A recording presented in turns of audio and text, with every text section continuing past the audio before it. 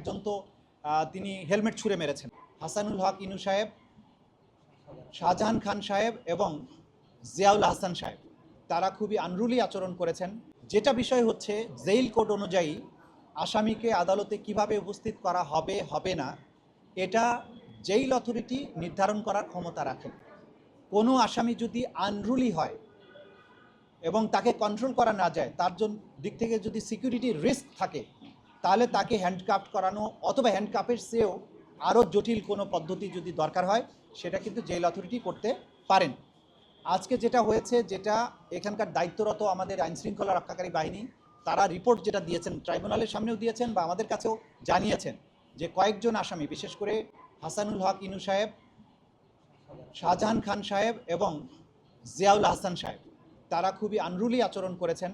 এদেরকে ধমক দিয়েছেন, গালাগালি করেছেন, হুমকি দিয়েছেন, নির্বংশ করার কথা বলেছেন। একজন তো তিনি হেলমেট ছুঁড়ে মেরেছেন এবং আগেও তার ভিডিও আপনারা দেখেছেন। যেটা হয়েছে যে ওনাকে যখন দুপাশে হ্যান্ডকাপ না লাগিয়ে আগের সময়ে যে দুজন পুলিশ ওনাকে দুই পাশে দুই হাত ধরে নিয়ে যেতেন, উনি কিন্তু জোর করে হাত ছুটিয়ে ফেলেছেন।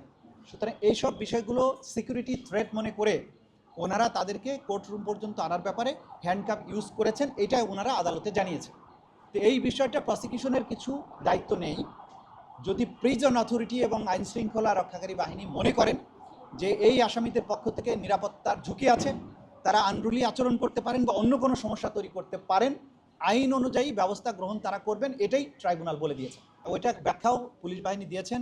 সেটা হচ্ছে যে 17 জনকে তোলার সময় গেটের থেকে একজন একজন করে খুলে খুলে তো ঢুকাচ্ছিলেন। শেষ মুহূর্তে এই চাবি সংখ্যা, যেটা এই চাবির সংখ্যা বোধহয় বেশি না, আমি যতটুকু বুঝতে পেরেছি, খুলতে সময় লেগেছে, পরে তাড়াহুড়া করে ওনাকে ওই অবস্থায় ঢুকিয়ে ফেলেছে। এটা তাদের অনিচ্ছাকৃত। কোর্টরুমের মধ্যে কাউকে হ্যান্ডকাপ করানোর নির্দেশনাও নাই এবং তারাও এটা করবেন না। কিন্তু সেটা যেটা হয়েছে, তাড়াহুড়া করে একসাথে ঢুকাতে গিয়ে খুলতে সময় পান না, সেই কারণে হয়েছে। এবং এই ব্যাখ্যা কোর্ট এটা গ্রহণ করে। ন্যাচারালি আমরা সময় বেশি করে চাই, কিন্তু তদন্ত রিপোর্ট তার আগেই দাখিল হয়ে যাবে এবং আমরা আপনাদেরকে নিশ্চয়তা দিতে পারি আগামী 1-2 দিনের মধ্যেই হয়তো 2-1টা মামলা সুখবর আপনারা পেতে থাকবেন যে আনুষ্ঠানিক বিচারের যাত্রা শুরু করার জন্য আমাদের কাছে তদন্ত রিপোর্টের চূড়ান্তটা আমরা পেয়ে যাবো ইনশাআল্লাহ। 1 থেকে 2 দিনের মধ্যেই হয়তো পাবো। আমরা পাওয়ার পরে আপনাদের আনুষ্ঠানিকভাবে জানাই। আইনের মধ্যে বলা আছে যে এই মামলাটা সাধারণ আইনের মামলার মতন না। এইখানে যখন কাউকে গ্রেফতার করা হয়, উনি অভিযোগের কপি চান।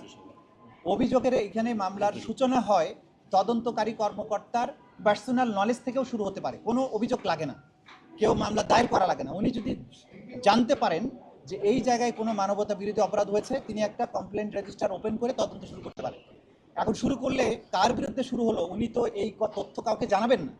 তা আসামিকে যখন গ্রেপ্তার করে আনা হয়, আইনে বলা আছে যখন গ্রেপ্তার করা হবে সেই সময় অথবা তার পরবর্তীতে তার বিরুদ্ধে মোটা দাগে যে অ্যালিগেশনটা আছে সেটা তাকে জানাতে হবে। সেটা প্রত্যেককে জানানো হয়েছে যে আপনার বিরুদ্ধে অপরাধ হচ্ছে, আপনি মানবতা বিরোধী অপরাধে সম্পৃক্ত। বাংলাদেশে জুলাই আগস্টের সময় যে মানবতা বিরোধী গণহত্যা হয়েছে সেই অপরাধে আপনার সম্পৃক্ততা আছে, এতটুকু জানানোই যথেষ্ট। বাকি ডিটেইল সেখানে তার কতটুকু ইনভলভমেন্ট, কী সমাচার, কী সাক্ষী আছে, এগুলো পাবার অধিকার তার তখনই জন্মাবে যখন তার বিরুদ্ধে তদন্ত রিপোর্ট দাখিলের পরে চিফ প্রসিকিউটরের কার্যালয় ফর্মাল চার্জ দাখিল করবে। তখন কেবলমাত্র আসামিরা বাকি ম্যাটেরিয়ালগুলো পাওয়ার অধিকার রাখেন, তার পূর্বে নয়। এটা একটা বিশেষায়িত আদালত।